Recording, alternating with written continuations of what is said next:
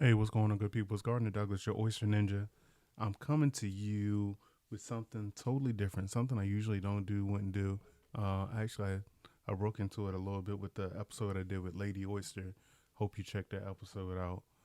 I want to talk to you about something that we're not supposed to talk about. Can you guess what it is?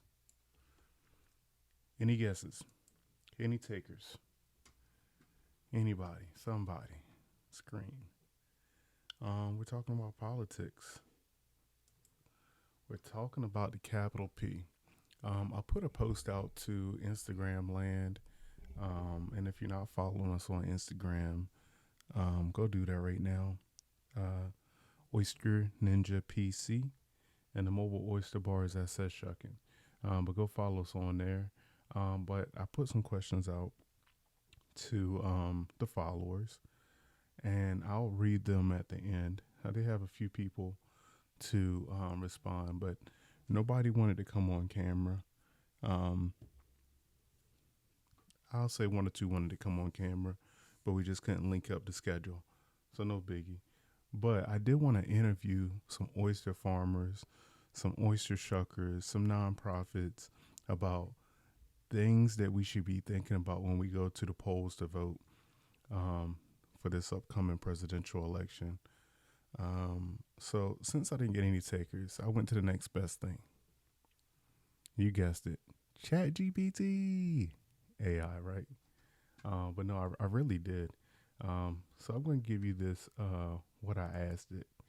I said, so I tried interviewing oyster shuckers and oyster farmers on what they thought was important about this upcoming presidential election, but I got little responses. What should they be worrying about with this upcoming election, and what should be important issues to them? Now I'm going to read you off what topics Chat GPT. They came up with seven. Well, actually, first I'm going to ask you this question: how do you envision the future of the industry in relation to these issues? Now, these issues that I'm about to give you are public health and safety, support for local economies, access to resources, trade policies, that's going to be a big one, labor rights, sustainable fishing, and environmental regulations. Okay, so here we go.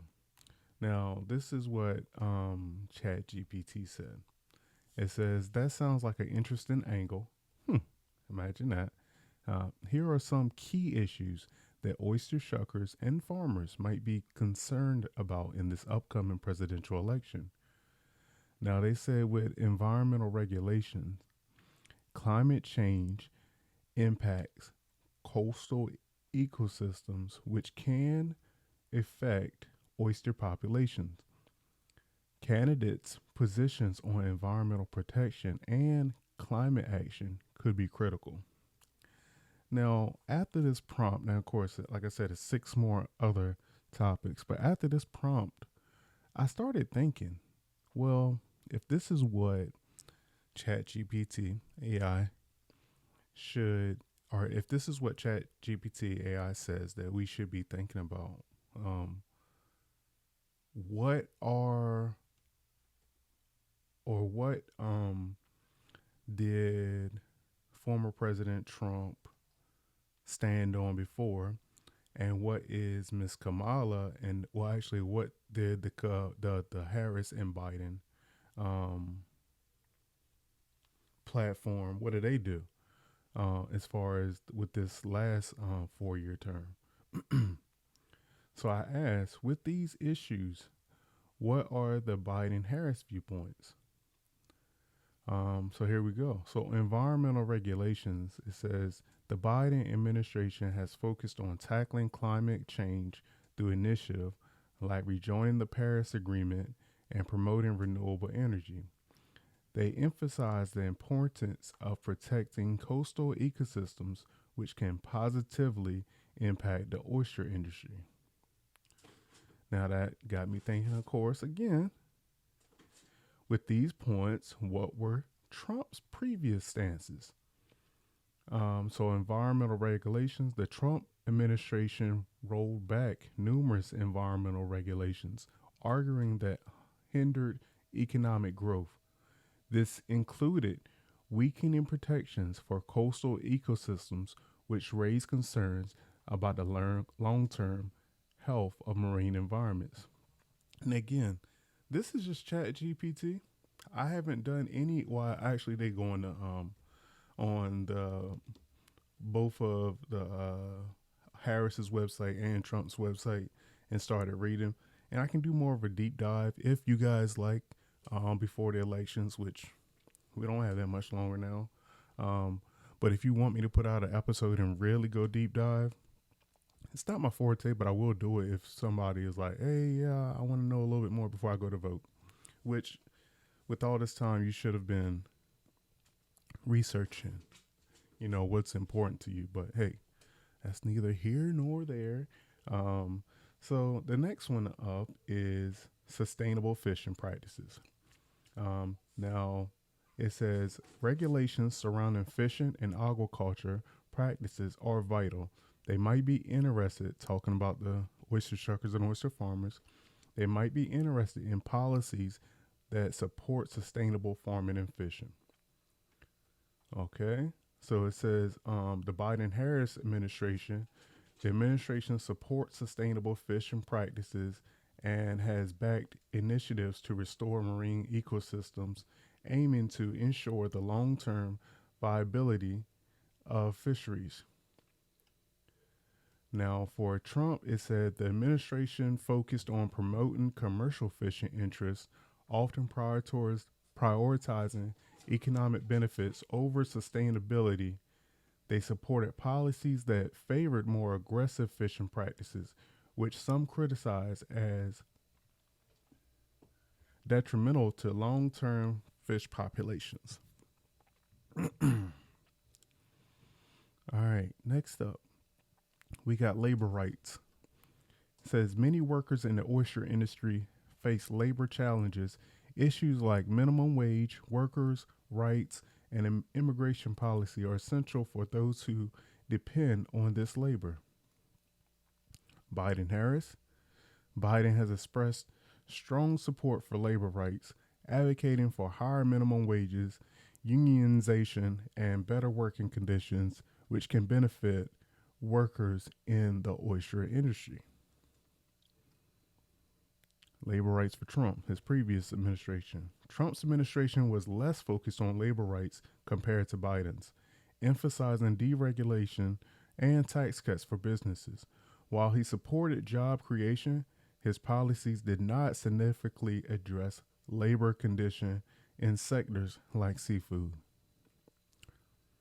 Okay, very interesting. 4. Trade policies. Tariffs and trade agreements can impact the pricing and availability of oysters, especially if they rely on exporting to other markets. Okay. Biden-Harris. The administration has worked on strengthening trade relationships while ensuring fair trade practices. These focus on protecting American jobs, which can impact local seafood markets. Let's go to Trump. Trade policies. Trump implemented tariffs on various goods, which impacted trade dynamics. His administration often focused on renegotiating trade agreements like NAFTA, which could affect seafood markets through the long-term effects were mixed. I guess I need to zoom in because I can't see worth nothing. Zoom in a little bit. There we go. All right. Next is access to resources. This includes water rights, land use, and access to technology that can improve farming practices. Biden's policy often includes support for rural communities and small farmers, which can indirectly benefit oyster farmers through infrastructure and resource accessibility. The Trump administration supported deregulation of land and water use, which some argued could benefit farmers but raised concerns about environmental impacts and resource sustainability. Now, just to cut off for just a second, we got two more to go over. But if you haven't watched Joe Rogan's and Trump's interview, it was actually, I mean, I'm not a big Joe Rogan fan, but it was actually a good interview. If you can sit down and watch, a couple of hours, it's currently at, how many views is it? It's got some crazy views. It's at 28 million and it's only been like a day and a half. 28 million views. Can you imagine that? Some of his highest viewed videos have, maybe 15, 20 million views, but they've been up for years. So a day and a half, 28 million views just goes to show. I actually would like to see Kamala go on Joe Rogan. And Joe Rogan actually said, he would, not that he favors, the things that she stands for, but he would actually like to have a conversation with her. So I don't know if she would do it, but I would like to see that interview. Maybe she'll go on Shannon Sharp's. I don't know. Not to make it a black and white thing, but just for, I guess, maybe if she goes on Joe Rogan, she might feel attacked because she knows that they don't see eye to eye. All right, here we go. Support for local economies. Policies that promote local food systems and small businesses can directly benefit oyster farmers and shuckers. Okay. The Biden administration has promoted initiatives that support local food systems, including funding for small and medium-sized farms, which can enhance the visibility of local oyster industries. While Trump advocated for American jobs and small businesses, his approach often favored larger industries and did not specifically target support for local food systems or small-scale farmers. Next is public health and safety regulations. This is the last one. It says food safety standards are crucial for those in the seafood industry. Candidates' stance on these regulations could be significant. Let's see. The Biden administration has prioritized food safety and public health, working on strengthening regulations that ensure the safety of seafood products.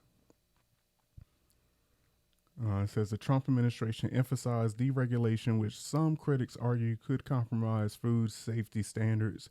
There was a focus on reducing government oversight rather than enhancing food safety regulations.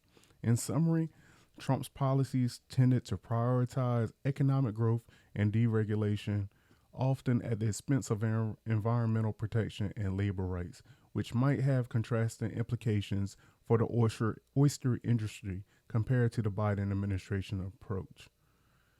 So again, this is the Biden-Harris. I wanted to bring that up, and I think I might do a current standpoint on these topics. So yeah.